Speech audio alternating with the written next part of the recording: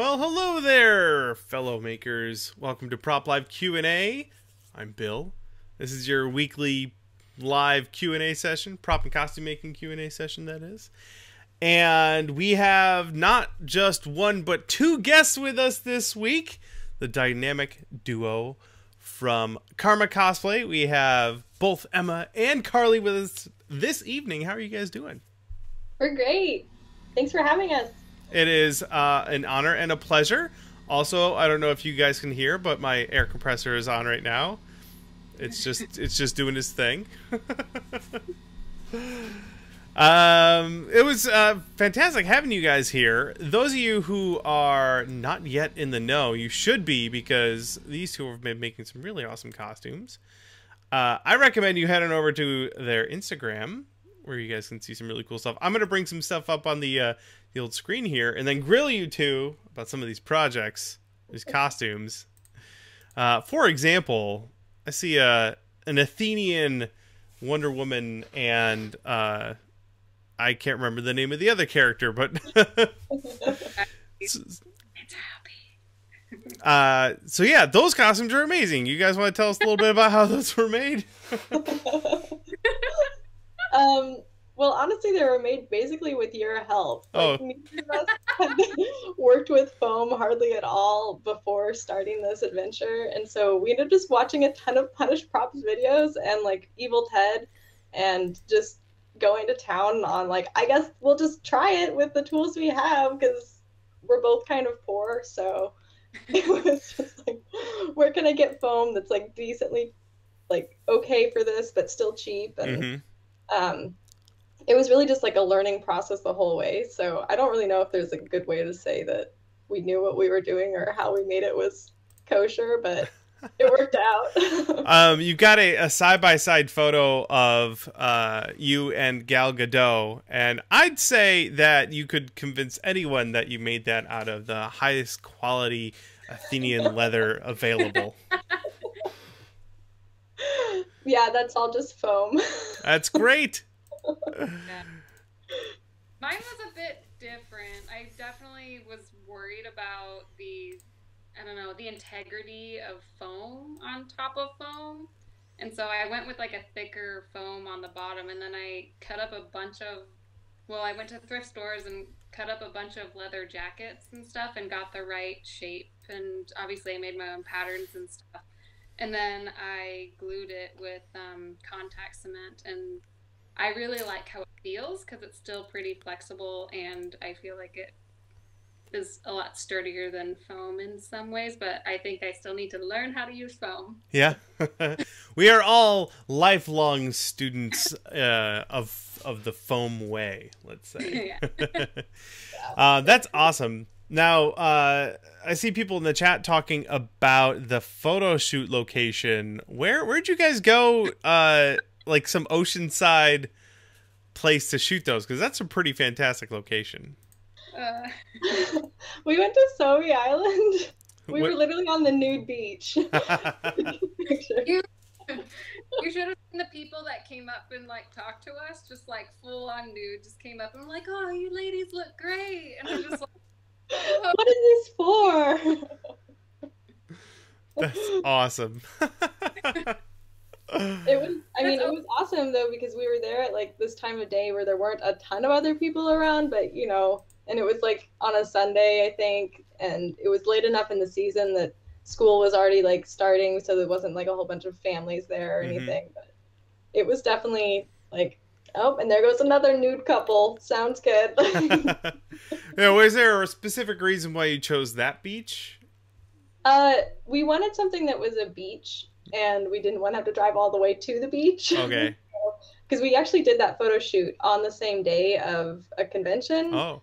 So we were at Rose City Comic-Con and then just went straight from the convention. We left a little bit early and went out to the beach, and we're like, let's bust out a photo shoot. And it was like a 2-hour shoot. It was so short and so fast. And we could have spent easily double that time taking pictures, because there was so much awesome background and scenery. That's so cool. Another thing I can't help but notice is that wonderful sword you've got there. I think I have one. I'm not painted yet, but I got one hiding back here. One of those Core Geek swords. Who is Core Geek, by the way, who is joining us in the chat as well. Good to have you here, sir. What else do we have? There was another one I definitely wanted to bring up. Okay, I'm bringing up a picture here. There's a dog. And there's an X-Wing. And am I to believe that that X-Wing is for the dog? Yeah. So for those of you that don't know, I'm in vet school. And so I'm studying to become a veterinarian. And my school has a scholarship event every year where we make food of some kind and like have this elaborate theme. And because I'm who I am and I love Star Wars and like my dog's name is Rey and I have like so much stuff, but I got this idea that I should make a dog kennel that's like an X-Wing. And so I just did it with like foam that I had and plywood that I stole from my parents, and like it was so haphazard and like it's so janky. It's not like built to last. And afterwards I won actually, which was really cool. Like I won first for the scholarship, and so I got which was really nice because vet school's stupid expensive, but like it was definitely like it looks good in the pictures, but like don't investigate it too closely. And where is that X-Wing now? I took it apart because I had to fit it into my Camry. Like I drive a 98 Toyota Camry, and so I had to be able to like take it apart into all these pieces and then put it back together and build it on site because it's massive. My dog weighs 75 pounds. Oh geez. And like the X-Wing is, I mean, it's a little tiny spaceship, so it's in pieces, and you know, in my garage. I have no idea what to do with it. Like, if anyone has ideas, that'd be great. Yep. What do you? If anyone in the chat has an idea what to do with an X-Wing dog kennel, let us know. That's not like going to withstand a dog. It's awesome. What else did I have here? Oh, real quick too, I want to point out anyone watching live, if you have questions, Q&A, technique stuff, or if you want to ask any of us about any of the things we've made, or that fashionable, is that a Stormtrooper mug you've got? Very nice. If you have any questions, you can submit them over at punishedprops.com/live. One of the topics we think might be really great for today would be doing costuming and prop making on a budget, which is something that Emma and Carly both do very well. Other than that, I also want to send people over to the Prop Tart Facebook page, which I should have had queued up, but I didn't. Let's see. Anyway, believe me, it's really cool. Look up the Prop Tarts on Facebook. Join the group. It's like 4,000 people strong now, which is amazing. People are sharing their projects. If you're looking for help, you can head on over there and ask questions. People are very excited to help you out. And if you want to share stuff that you've worked on that you're really proud of, then that's another really good place for it. Let's see. What else do I have on my big old list here? Let's grab one more of your guys' questions. One of your projects that I thought was wicked cool. Okay, I'm gonna ask a really stupid question. But yes. Like, how do I watch this stream so I know what you're pulling up? Well, while you're on it, you can also open another window and go to twitch.tv/punishedprops, and that will bring it up there. Just make sure you mute it so I don't hear it. Okay. What was the other thing I wanted to point out? Oh, I saw Legend of Korra costumes. That's what I saw. Yay! Yeah. Big fan of Legend of Korra here. Both Brittany and I loved the show, and of course, the Avatar: The Last Airbender. You guys want to tell us a little bit about your Korra costumes? Sure. So I guess we love, both of us have like absolutely adore Avatar: The Last Airbender, and so when Legend of the Korra came out, we were super excited because we're like, yay, another one, basically, just like everyone that loved The Last Airbender felt. But I basically look like a I'm from the water tribe. Like I've got the dark hair and the dark skin and the blue eyes, and so I've already cosplayed Katara, and of course Korra being from the water tribe was just perfect. So I'm like, okay, I don't have a choice. This is who I am. And I loved her character because she's just a total badass, and she's so strong and like willing to like. I love that she had character flaws and grew over the seasons, and like she didn't start out perfect, which was cool, and I don't know, I appreciate that. But so then I was like, gotta do this. So I went to Goodwill and all the thrift stores around town and found fabric that closely resembled or semi-resembled her fabrics, and went from there. But yeah, Carly, why don't you tell everyone about Asami? Yeah. And I do think it's funny that I started off as Azula, because like Tara is actually the one who made Azula, because when Emma was Katara from Avatar: The Last Airbender, so I still went to a dark-haired lady, which is very common apparently in my costumes, is dark people.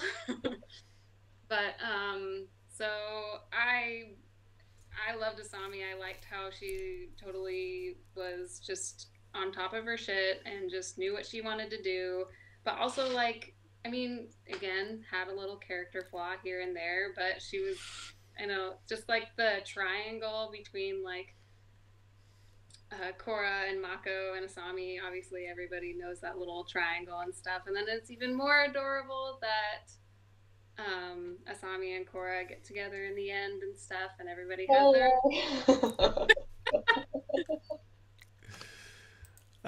fantastic. Someday I'll have to do it. Maybe not an airbender costume, but a costume from that world. Although I'm probably closer to a Tenzin myself with my beard, which would be cool. Tenzin's a great character. He's awesome. Yeah. Awesome. Well, thank you guys for sharing. We're going to dive into questions here in just a minute. And again, while you guys are watching live, our prop tarts in the chat. If you have any questions, head on over to punishprops.com/live.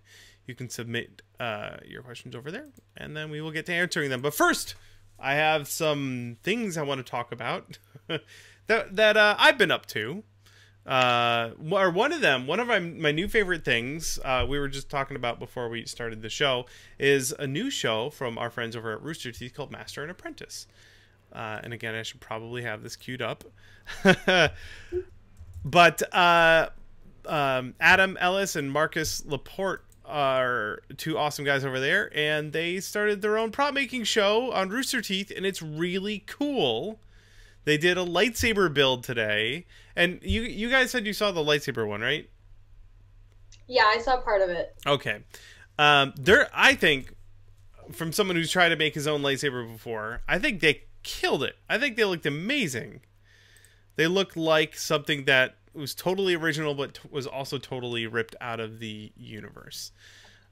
So that's over on the Rooster Teeth page. I guess it has its own show. Like Facebook is doing shows now. We'll link to the page so you guys can go check that out. There's 3 episodes out now, and they're all really, really great. So I recommend you heading over check those out. What else did I have on the list here? Oh, I made a surprise. I made a space gun. really branching out. This is a tiny snub-nosed version of the blaster from Blade Runner. There were a couple of different versions of this made years ago. This is from David Goldberg. Goldberg Arms is the name of his outfit there. And I saw this in 2011 when he originally did it, and I never got my hands on one until recently. And I did a video today on how I built all this. And I tried something new. I did a video. I didn't do any talking. I just made it a visual treat. And it was a lot of work. And it was a lot of fun to put together.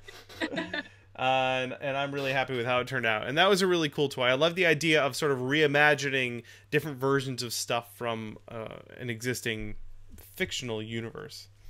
So that was really fun. And then finally, my last announcement before we start taking questions is that we are fast approaching 250,000 subscribers on YouTube, which is amazing. And we should hit it by the end of this month.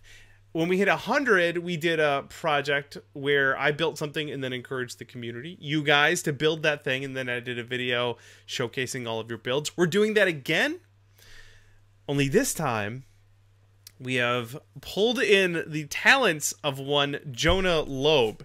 He's an artist. He worked on lots of video games, including things like Skyrim and Fallout. Oh my goodness. He's worked on things that you may have heard of, like the Dragon Priests or the Death Claws or all the freaking dragons in Skyrim. Somehow I was able to convince him to design a weapon for us, for our community to build, and he started that design today, and he's going to live stream all of it on Twitch. He's also putting those live streams up on YouTube so you can watch them later. So he's already started, but if you head to twitch.tv/Jonah Lobe, that's JONAHLOBE, Jonah Lobe. We'll put a link, obviously. You can go watch him, and if you watch live, you can help him decide how it gets designed. He takes a ton of input from the chat. So if you want to help like shape how this thing is made, help shape the thing I have to make, and then teach you how to make it, then you can go watch it. I'm so crazy excited about this. I can't even come up with the words for it. So anyway, go follow Jonah. Go check out his live stream. Follow his live Twitch, all that stuff. And pretty soon, once the design is done, I'm going to build my version. I'm going to put a video out, and we will celebrate hitting 250,000 subscribers, which again is bonkers. Hopefully we hit it too. Hopefully it doesn't stall out right beforehand, because we put a lot of effort into this so far. That's it. That's all of my announcements today. Are you guys ready to tackle some questions? Let's do it. All right, cool. Let's dive in. We've already got some questions here that came from our lovely Prop Tarts. There's music playing. I wonder what's going on. Did Alexa start playing by accident? I don't know. I just heard like ominous music playing from the shop. That's so weird. All right, let's jump into a question here. Ian wants to know, he's curious if any of us have any new goals for 2018. That's something I usually do every year. I set new goals for myself. I'm wondering if you guys have any personal goals or cosplay goals or whatever for the upcoming year. Any things you're looking to accomplish? I think it's a little bit difficult on my end, just because I live in Alaska now. Oh my goodness. Yeah, so I live in Alaska, which is why we had a little bit of a later start than your normal run. But I am also getting married in September. Oh my goodness. And so it's very exciting. Goal 1, plan wedding. Yeah. Which I feel really bad about, because I know I would love to come back to Oregon to go to conventions, and it honestly, like, getting prepared for conventions really like pushes me to like, oh, what new costume is what am I gonna make right now? And you know, I have a list of things that I want to build, but I think because like literally I just got my first permanent job with animal control in Kenai, and so I'm definitely leaving all of my leave to my wedding. So it's kind of a little bit harder for my goals, but I still have like a list of things that I would like to at least try to work on for hopefully maybe next year's con.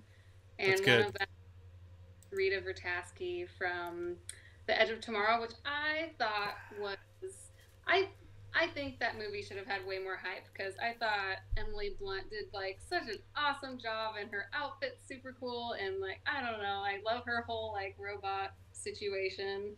I agree. That movie was amazing. Yeah. The movie was so good. I loved it. I might watch that tonight, I think. Yeah.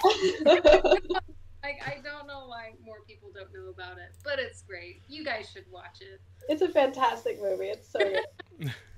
But I think this will probably come up later, but Emma and I and another friend of ours, Julie, she's been featured in some of our shoots, and we've got her into cosplay and stuff. And Emma's brother, we're doing a Star Wars D&D, and so working on our character designs right now is getting me really amped up to like really do like my own Star Wars character, like from our D&D, you know, thing. So I'm excited. Excellent. Excellent. Yeah, that was my brother's birthday present to me, is he said he would be our dungeon master for a D&D campaign and like design this cool experience for us and sort of work with us on it. So I'm really excited for that. But I of course am not getting married this year, and so aside from helping Carly plan her wedding and trying to do all that with her, I have some cost goals for myself. Like I'm still going to be able to make it to some of the conventions. Like I'm planning on going to Emerald City for at least the weekend. Yes. And then hopefully Wizard World Portland, because I found out that Sebastian Stan's going to be there and like Winter Soldier. So I'm like, oh my god, I have Winter Soldier, so I have to like do this thing. But anyways, so I have so many builds that I have all this stuff for already that I just need to do.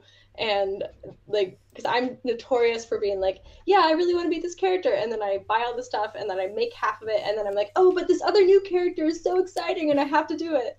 And that happens to me on repeat. So my goals are to finish two of my big half-started projects, which is I started Hannah Alexander does this amazing like Art Nouveau art of Disney princesses and like Sailor Moon and all of these other characters. And so I started a Belle for Emerald City like 2 years ago that just hasn't been done. And so I'm trying to do that one.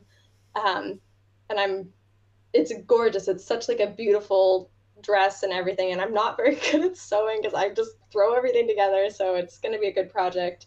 And then I have all this stuff to make Gamora, and I really adore Gamora as a character. She's such a badass, and she's like, you know, the green alien is just, you can't beat that. I'm sorry, you just can't beat green alien. But so want to make that. And then I also, my like next big build that I really want to do is Gypsy Danger from Pacific Rim. Oh, cool. Because that's like one of my go-to movies. I watch that all the time whenever, like, if I can't decide on what I want to watch, or if I just like I love the soundtrack. It's great to have on in the background, and then it's also just like giant robots fighting giant monsters is what's not to like? Nothing. It's perfect. It's a wonderful movie. I'm seeing a lot of hype in the chat for Emerald City Comic Con. We will do a meetup. We do that every year now, and someone says we should have an after party. I think that's a really great idea. I'm not promising anything, but I'll see if I can make that happen. We'll see. Awesome. Good goals all around, everybody. I have not laid out my goals yet for this year. I am trying to work on some good habits, though. The first habit I'm trying to nail down is getting up at the same time every day. This is, you would think at my age now I would have nailed it down, but no. Being self-employed means I do what I want, and sometimes that means getting up whenever I want. And it's like, no, I will get up at 7 a.m. every day, and so far I've made it 4 days. So it's going pretty good. But yeah, I still haven't written down my goals for this year. I still have to put some thought into that. It's fine. Thank you, Ian. Good question. Let's move on here. Beverly wants to know, how in the world do you two coordinate your costumes so well while living so far apart? What's your secret? Our secret's that we're best friends and we talk all the time. We've been friends for like 20 years. Oh my goodness. More than that, probably. Yeah, we grew up together. Like we're basically sisters. I don't know anyone else that has a friendship like ours. I mean, I'm sure there are, but like ours just feels so special. I'm pretty close with my twin brother. We're pretty tight. I'm just saying. I'm like a very bond. So what you're saying, the constant communication is key. I guess, yeah. I feel like some of it is, I don't know, attributed to the fact that, I mean, do have a lot in common being best friends, and so we're attracted to a lot of the same like shows or movies or, you know, manga, whatever it is. It's like we're attracted to those kinds of things and we find ourselves within those characters. And there's sometimes where one of us is going to be like really hyped up on one character. We're like, oh my gosh, I have to be this character. And then the other friend, the other person, Emma or me, it will try and complement them with that character. For example, I've done Green Arrow, and I like was obsessed with Arrow. I thought it was awesome. Stephen Amell was like so great, and Emma complimented my Green Arrow by being two separate Black Canaries. So, and the same thing happened with Legend of Korra, whereas like I feel like the Legend of Korra was definitely more geared towards you know, Avatar Korra, which what Emma was, and then I was able to complement her as Asami, and so it works both ways. And you've got a pretty good stable of characters to pick too, so it's like, I'm gonna be Captain America. It's like, oh darn, I guess I have to be the Winter Soldier. Yeah, no, that's definitely how it works. I completely agree. It's like if both of us aren't obsessed with the same show, then it's one or the other, and it's just so much more fun to cosplay together than to cosplay separate, so we just go down with that. Very good. Thank you, Beverly, for the question. Next one here comes from Dragoman.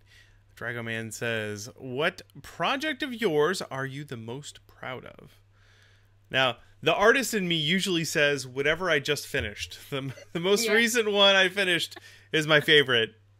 Like it's right behind me. There's an airsoft gun that I modified into a Destiny gun. I'm pretty proud of that one. But that rotates in my head. Some days I'm like, hey, that District 9 gun I made was pretty dope. How about you guys? Oh man. I feel like I know what Carly's is, but I don't know what mine is. Oh wait, I have a good idea. Each one of you pick what you think the other person's best project was. Okay. Does that make sense? Okay. Yeah. And then you know when, and then you say 3, 2, 1 or something. No, don't say it at the same time. Take turns. We're saying different things. Take turns. Okay, I'll go first. Okay. So Carly, I feel like she's most proud of her Captain America. Because that was such an incredible build. And it's one of Carly's like most favorite characters. She's a total like patriot. Her family's all military, and Captain America is just like such a strong, like good, like just genuinely good character. And Carly like poured her heart into this build. She like found the fabric, and the fabric wasn't quite right, so she like hand painted the stripes on it, and she like made her own patterns. She watched the show or the movies from every angle, and like trying to figure out exactly how to do the shoulder pads and the abs and everything, and she just nailed it. It's so good. And like every aspect of that costume is like detailed perfection, and it's all done with like what she could find. So like she's my hero for that. But I really quickly before we do the other side, I want to point out that you guys have like just amazing photos. I just keep bringing up all the Captain America pictures because they're all laid out here perfectly and they look great. So you're making my job very easy. We have the benefit of being good friends with great photographers. Yeah. He's one of the photographers, definitely. And we've worked with like so many other amazing people, but Jason DeSomer has definitely been like our like photo manager in a way. Yeah. Like he's the one that's like, hey, let's do that shoot because I saw that costume you're building. Let's do this. And we were just like, all right, let's go for it. That's great. Okay, then I guess it's Carly's turn to say what Emma's best project is. It's hard because I'm thinking about like what her favorite is, and I don't know if like her build, like she loves the Legend of Korra because it's so comfortable. She loves Korra. She's like this is the most comfortable costume. I get to use my own hair, and like it's great. And every one of her costumes just has like a little bit of something different with them. And honestly, Why am I spacing on your costumes right now? Honestly, I'm thinking of Wonder Woman just because I thought that your armor building skills have just like totally just jumped up a notch, and I thought it looked great. And I know you hated that button snap, and I'm really sorry for borrowing your. But I really thought it was like one of the best Wonder Woman like suits I've seen, and I thought your texturing and your like the way that you distressed it was perfect. And honestly, you were working on that literally the day of the con. We like were like I showed up. I obviously flew from Oregon. I showed up and it was just like, okay, let's hammer this out. And you just literally finished the last part of your costume in like overnight because we stayed up all night and into the day to work on Wonder Woman. That was so stupid. Like, we should All right. Thank you, Dragoman. Great question. Rebecca has a question. My husband and I live in an apartment, and the only well-ventilated areas are our spare bathroom, and it's currently -3 degrees out. She did not specify Fahrenheit or Celsius, but either way, that's pretty cold. My husband is worried that the fan in our bathroom won't be enough ventilation for barge cement. He is concerned about it getting our cats sick, which should be a valid concern. You often wear a respirator to keep yourself safe. You may forget about your pets, so it's very good you're thinking about that. What are suggestions for people with limited space who still want to make things? That can be tricky because a lot of times, like if you want to spray paint something, your only option is outside. If it's really cold, the spray paint won't dry. Yeah. So a lot of times what that means is making friends with someone who has a garage you can borrow. That means you may have to spend time over at that friend's house or leave things at their house if they're okay with that. But that also means your project gets done safely. What are you guys? What workspaces do you work in? Like, what sort of space do you have to do your building? So until very recently, I lived in an apartment too, and I definitely, it's hard when you're like, I need to spray paint everything, and I don't have a place to do that. But I don't know about with it being so cold. I live in Oregon, like the temperature never is too crazy in either direction, and so I definitely have that problem. Yeah. So yeah, I think that the best solution is to either find a friend and make it work with a garage. But I mean, I definitely have been that weird person where I've got my like cardboard thing on the stairwell, like spray painting and like watching people walk by me, and I'm just like, hey guys, how's it going? Ignore my like random shin guard here. So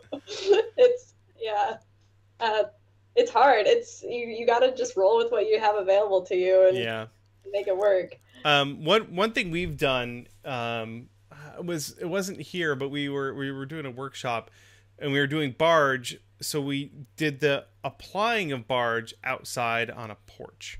So we brushed the barge on, most of the fumes get away, let it sit for 5 minutes outside, and then bring the piece back inside to do the assembly. You can do the same thing with spray paint. Spray paint it, let it sort of flash for like 10 minutes outside, then bring it into your spare bedroom or bathroom. Maybe don't let the cats in there, unless that's their bathroom. I don't know. That's kind of what I would think to do, just because when I was working on Captain America, a lot of like the spray painting parts, I literally had a cardboard box and I made sure it was tall, and it was, -20 degrees outside. And so I had to go like spray paint things outside and let it sit out there for a little while, and then I brought it back inside. Yeah. So that, like, I also created like little needle pieces on the bottom of the cardboard so that my pieces wouldn't stick to the bottom of the cardboard, and so that it would ventilate better. But I did accidentally, for my star, I'm really upset with my star, my Captain America, I accidentally left it out there a little too long, and it actually got like ice crystals. Oh no! Yeah, I was like, I want to redo it, because then I tried to spray paint it, and it just like where the ice crystals like were formed, it just like messed with the paint, which I think would be really cool for an art project, but not for Captain America's star. But yeah, spray paint outside, have a thing to like house your creation, and then bring it back inside so that it's in normal temperatures. Yeah. Good tips all around. Thank you for the question, Rebecca. Next one here comes from our pal, Hey Patch. I don't know if he's still with us. It is quite late where he lives.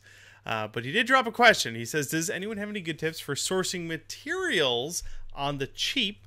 For example, he says he usually raids the recycling bin. I heard you guys mention secondhand stores. Do you have any good material sourcing tips? Yeah, I mean, secondhand stores are our go-to, and not just Goodwill. Like, I feel like the best ones are like the little mom and pop like donation run by little old ladies stores. Like, those are always the best. Like, they have fabrics of like all different kinds, and if you're willing to just like go and find like the extra large sweatshirt that happens to be the right texture, and you can turn that into anything. You sort of have to like make your own patterns, and sometimes it doesn't quite work out quite right. Like, but it's so much cheaper than getting materials someplace else. And like I've been notorious for like packaging for stuff that you just buy, you know, like if you get a new knife and it comes in a plastic sheet, like, okay, well, how could I use this plastic sheet? Like, we're basically hoarders. Yeah. Like, okay, well, I could do something with this. And, you know, part of it's like sort of recognizing what's worth hanging on to and what's worth recycling. But that's something you learn over time, though. Yeah. We we do a lot of stuff with sheet plastics, so like, you know, various thicknesses of different types of plastics, like PETG or acrylic or foam PVC, and we have a local store called Tap Plastics, and I've been a regular customer there for a very long time. And they have a scrap bin. You can buy it by weight if you just need small pieces, which is awesome. But also, like, I've a couple of things. I've spent a lot of money there, so they appreciate that. But I'm buddies. I chat with the guys that work there. I show them the projects they love. Usually people show up and they make signs. They don't make space guns. So when I'm like, look what I made, they're like, woo! So they're like, they have a scrap bin in the back of all these offcuts that they just throw away. And they just let me, they're like, take what you want, whatever, go nuts. So they're like, you know, like 3-inch wide long strips of acrylic plastic, but a piece of plastic like yay big and in every color of the rainbow. It can be really useful for the stuff that we do. Just yesterday, I was cutting out, I got my cool little toy gun I made.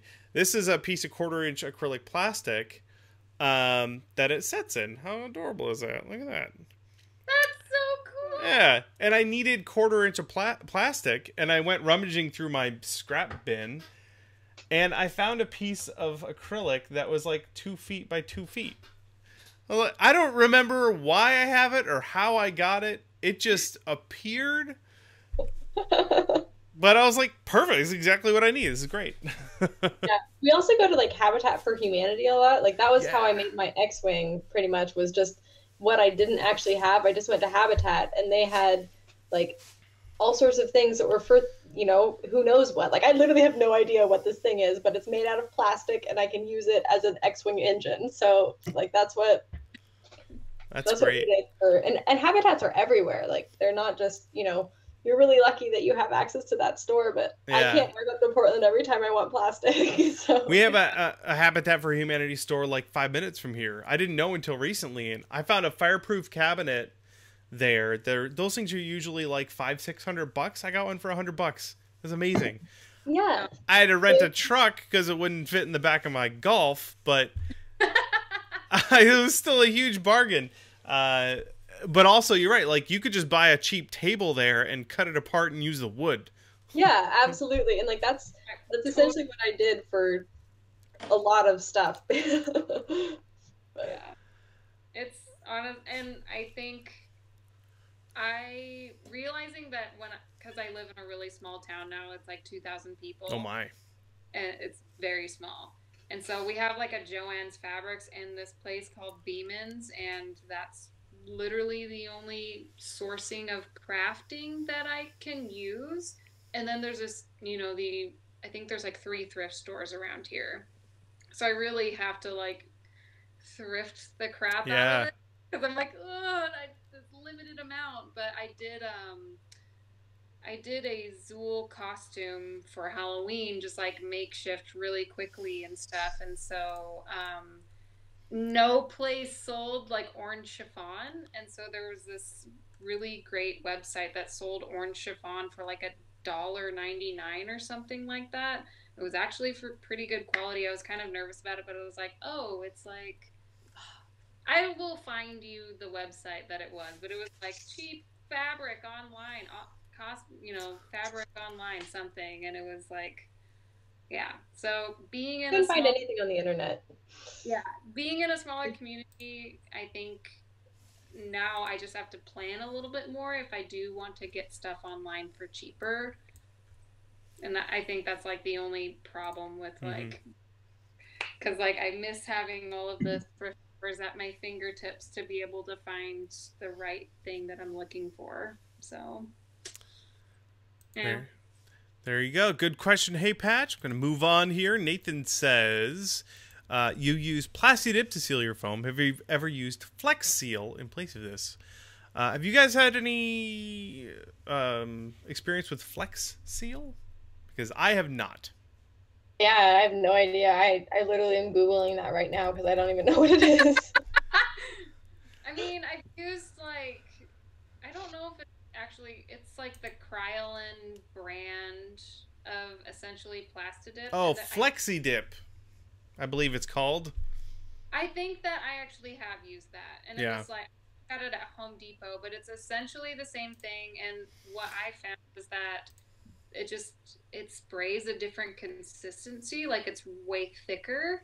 And so one, you might not need as many coats, or it's gonna make it a little bit more bubbly, because I feel like I think this is a different thing. Is mine a different thing? Yeah. Well, there's Flex Seal, there's Flexi, whatever, Flexi Dip, whatever the Rust-Oleum does it, or Krylon. Yeah. It's challenging keeping track of all these flexible seals. There's so many products out there, and it's just trying to figure out which one works best for your needs and which one you can afford. That's what I did. I'm like, what plasticky rubbery thing is, and that's what I went for. Yeah. Made it work. We did a video covering a bunch of different ways to seal foam, and at this point, like, it would be crazy to try and cover them all.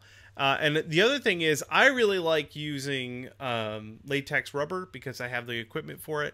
I also bought 5 gallons of it, so I have a lot of it to go through.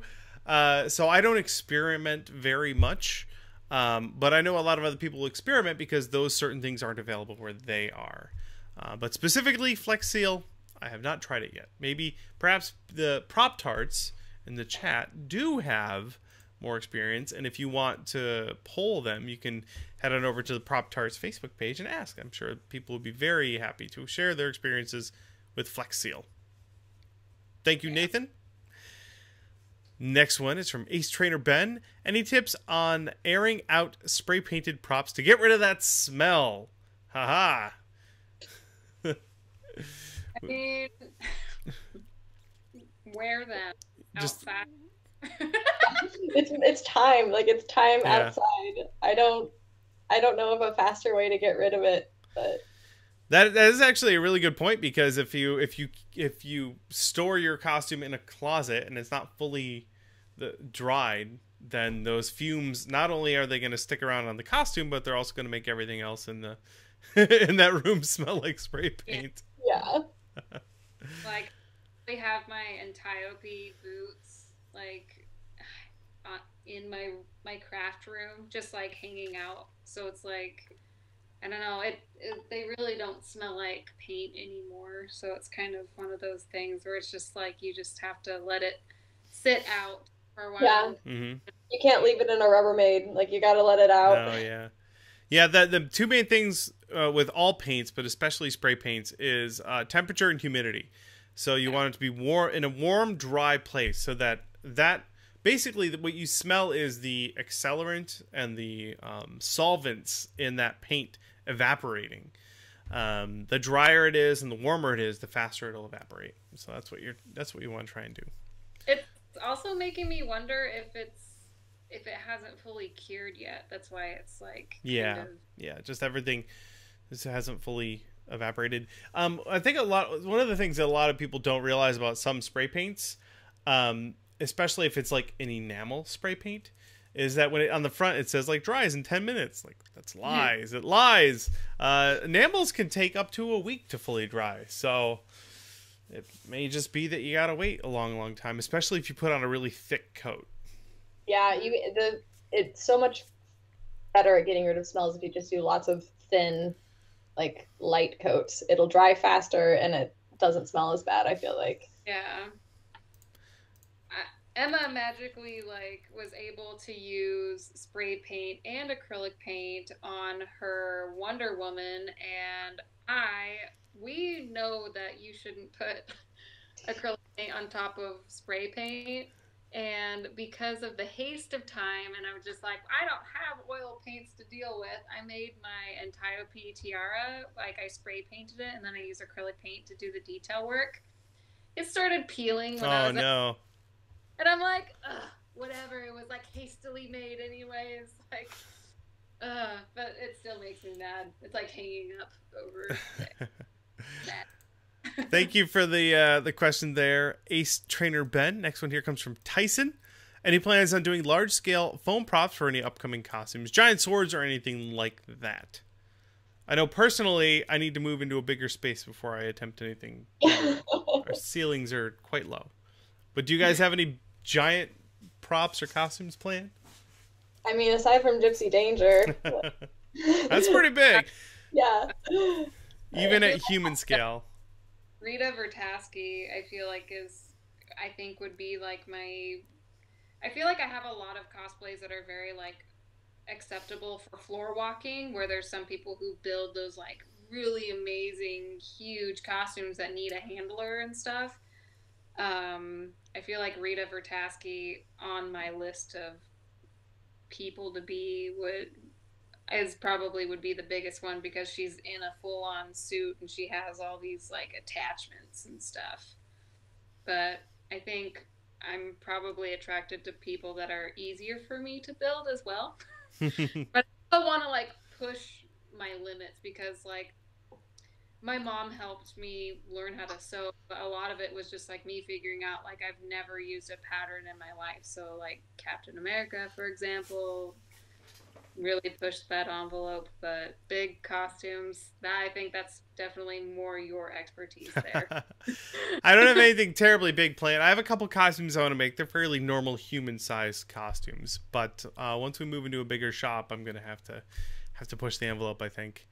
Tyson here is also curious, do you follow Adam Savage's maker videos on Tested? I do. He says he makes super helpful technique videos. In fact, he just did a video on making a binocular thing from Blade Runner, which was awesome. Joey is the producer over there, Joey Famelli, and he shoots and cuts those, and he did a fantastic job. Just altogether a really amazing video. And I've been chatting with them Tested folks over there, Norm and Adam and the gang, about potentially doing some things with them this year, which would be wicked cool. So that's so awesome. Look forward potentially to something awesome that might or might not happen. I don't know yet. Thank you, Tyson. Let's move through the list. Got about 10 minutes left here. Veronica says, how did you get started in making costumes? What were your first costumes? That's a great question. You guys start talking, and I'm going to go find the picture of my first costume. Okay. Oh, man. Mine. Well, so we were first introduced to cosplay by our friend Tara, who actually has made a couple props for us. She's amazing. She does Kazoku cosplay and craft is her thing. But she made my bow for Antiope and my bow for Legolas. Oh, yeah, cool. They're great builders, and they're just the nicest people you'll ever meet. So fantastic all the way around. But they're like, hey, so you guys like making stuff and you are nerdy, so you should come to this cosplay like convention thing. It was KimuraCon, and which is like a little anime convention that was previously in Vancouver, Washington, and now it's in Portland. But so we showed up and we had no idea what to expect, but they were doing a evolution like group together, and they were like, you want to be evolutions with us? And so our first cosplays, I was Flareon and Carly was Espeon. And we also made a whole bunch of Bleach cosplays for that one, which was totally like not, we had no idea what we were getting into, and we just showed up and fell in love with it. That was such a fun trip. Like I don't know, Carly, I'm rambling. No, good. No, I mean, it's hard for me to say, like, I feel like that's our first like costume for a convention, and obviously we didn't even really know what conventions really were, if they were even around us and stuff. And that was in 2011, and so that was really cool. But to me, I feel like my first costume was, I mean, I feel like it was Captain Jack Sparrow when I was in middle school, and like my mom helped me dye my hair, and this was like the first moment that like my mom was like, hey, what do you want to be for Halloween? We should make a costume together. And we made like the pants and the shirt and the vest like all from scratch, and I glued hair to my face, and like it just was so cool. And that's when I realized that I wanted to do more elaborate costumes for Halloween. And that's when KimuraCon hit, was like, I can do costumes more often than Halloween. Let's do this. Yeah. The first one I did, let's see, this was 2009. I just posted a link in the chat there. It's a picture of me and Brittany, my wife, dressed up as oh crap, we weren't even married at this point. That's awesome. This is dressed up as a couple characters from Team Fortress. Brittany's the sniper and I'm the soldier. Oh, yeah. Get it later, because our video thing will drop in That's right. I'll know where it is. So we had a friend who used to do anime cons on the East Coast. She would go to the one in Baltimore, I can't remember, but she convinced us to dress up in costumes. We had 6 of us, I think. Actually, I have a picture of all of us. Yeah, we had 6 of us on our team, on our Team Fortress team, the blue team. And we were like, hey, this was fun. Let's do that forever. So that's really kind of a turning point in my life.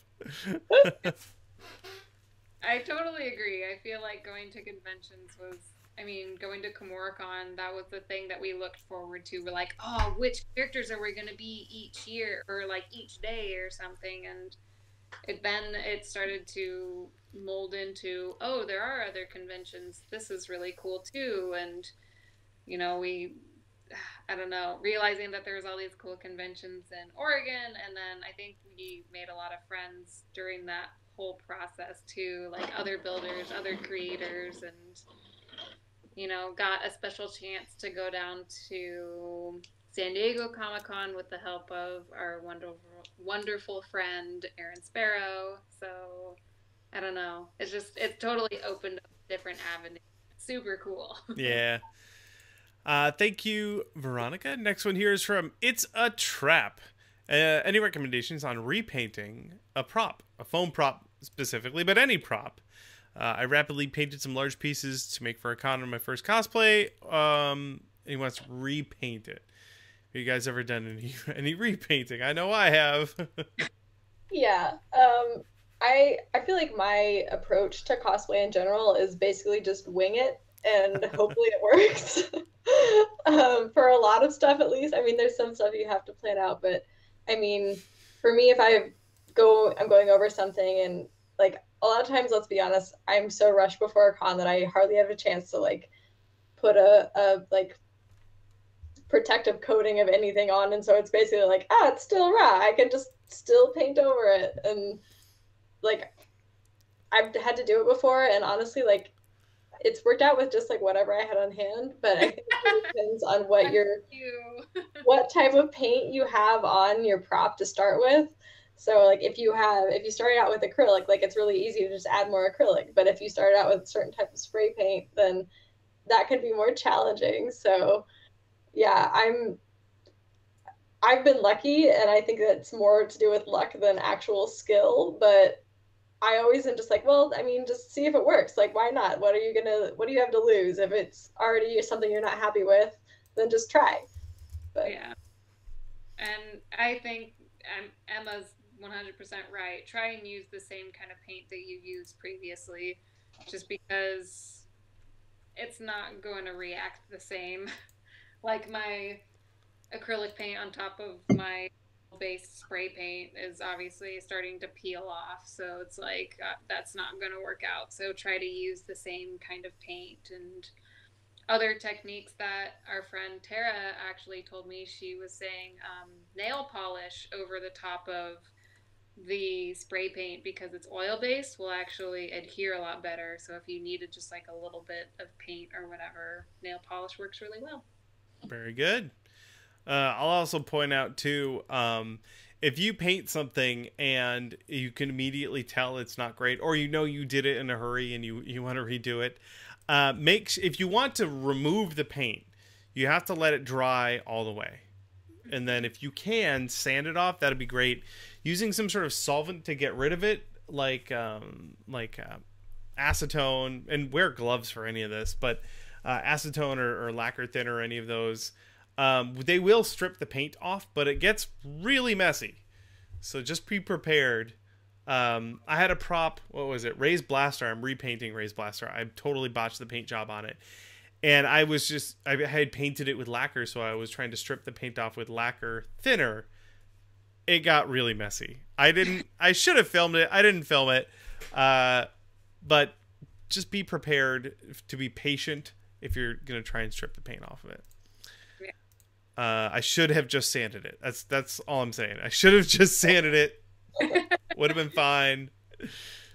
It's okay. Let's move on. Thank you. It's a Trap. Let's grab, I think we have time for one more. Let's see here. Oh, this is a good one. Travis wants to get himself life cast. Have you guys ever done any life casting, head casting, arms, any of that? I did the torso one. Yeah. And funny is, it was actually your video that I was watching. Awesome. How did it go? I fainted and almost died. Oh, no. So I'm sorry, because it was just my fiance up here, and so he's like, yeah, we'll watch this video and we'll figure it out and it'll be fine. But we ran out of like plaster cloth, and so we had to go over to Beeman. So I'm literally like standing there for like, for another 30 minutes, and realized that afterwards I'm like, wow, I was standing for like a good 3 hours, and I think I have legs. And he started to do my back, and I just went, oh no, and just like fell down, and like I couldn't see. And so have multiple friends with you so it can be done faster. And so Travis's question is, how many people should I have on hand to help making a head cast? 3 additional people. Yeah, for something like that where it's like you need to be able to breathe, you want to have people there ready to save you. And I like that you pointed out it pays to have it done quickly. Yeah. So whenever we've done, go ahead. Yeah, I will say that Carly is the person that if something is going to go wrong, it's going to happen to Carly. Like, always does. Yeah, it's what it is. Yeah. Wandering Matthias has watched the Smooth On videos, and that's great advice. We were doing I think a torso casting of our buddy, and he started to feel a little faint. He was fine. He didn't pass out or anything, but it turns out he hadn't eaten that day. It's like, dude, okay, get a meal in you before you stand there. And then we were doing a head casting on our buddy, and we had put trash bags over him to keep him clean. And we were filming it, and there were bright lights on him. He was just cooking in that thing. So as soon as we pulled the trash bags off of him, he was fine. So some things to keep in mind if you're doing any life casting. If anything, try to do it. Maybe, definitely, don't extend to 3 hours. Yeah. Like that was like way too long, and I only had him to put it on me, so I'm literally like at the whim of my fiance, who's not crafty at all. But he did a really good job for everything that happened. That your guys' video helped him. Good, yeah. We had a dedicated person with the bandages, getting them wet and handing them off to 2 different people, so they could alternate. And then each of those people could spend a good amount of time making sure it's placed correctly and getting everything kind of fared together and everything. How long did that take again for you guys? To do a torso, per person was maybe 45 minutes. Oh yeah. Yeah. That's Even though Eric tried to botch it, you know what I'm talking about, Eric. In the chat here, Redbird Props says, "Don't lock your knees." That's very good. And Imora says, "Don't go to the bathroom," or do go to the bathroom before you start. That's a good tip. Yeah, we've also made like the duct tape casts and stuff. I did Jim from Tron a really long time ago, and I made a duct tape cast of my legs, and that was like that works out pretty well, but the downside is that you have to have those things like so stuffed with stuffing in order for it to actually be rigid. That it was helpful, it was useful, but it wasn't like having the actual cast material for your life cast is, I feel like, a lot more useful in the long run. But that is also how like I made my Winter Soldier arm, is I just did a duct tape cast of my arm and worked from that. But one more story before we end this thing about specifically a Winter Soldier arm. A buddy of mine was in town and he wanted to get his arm. We did a plaster bandage of his arm because he wanted to make a Winter Soldier arm. So we got him all ready. We put bandages all over his arm. We popped it off. Which was tricky. His arms were rather hairy. Oh, look! Oh, he's in the chat. Hey, Alex. Hi, buddy. And then he lives in Portland, so on the ride down home from Seattle, he let me know that we cast the wrong arm. oh. I mean, you could just like, oh no, yeah. Yeah. So sorry, buddy. Oh yeah. Fantastic. Great questions, everyone. Thank you so much. Thank you, Prop Tarts in the chat, for hanging out and sending in wonderful questions. Thank you, Emma and Carly, for hanging out with us for the last hour. You guys are fantastic and awesome. And, of course, you guys should all go over to Instagram.com/Carma Cosplay with a C. Give them a follow over there, as well as over on Facebook. Like them in all the places, and follow up on their shenanigans. What do you guys have coming up next? What's the next convention you think you're going to? Probably Emerald City for me. Awesome. So I'm going without the card part of Karma, I guess. Well, don't worry. We got a good crowd of people here. You can come hang out with the rest of us. It'll be a good time. Oh yeah, we're so excited.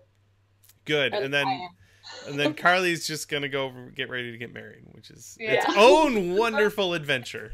Lots of planning. I really wish that I could be there, but it's not feasible. Oh, that's fine. Just think of it like you're cosplaying as a character who wears a wedding dress. I can't think of any off the top of my head. I did kind of plan to wear a cloak for my wedding, so I could my Lord of the Rings fetish. So there'll be a little play in there. That is great. All right. Well, thank you again so much for hanging out with us. That's it for this week. Oh, there we go. There we go. Did you guys turn on the audio? I hear myself echoing. I didn't do anything. All right, 1 second.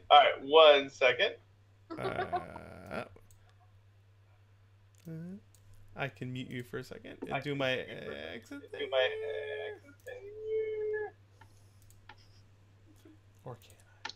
Or can I? Hold on. I don't know how to mute. At least we're at the end. Yeah. Made it all the way before technical difficulty. I don't know how to do this. Oh well. That's it for this week. Thanks for watching. We'll see you next week. Thank you guys so much.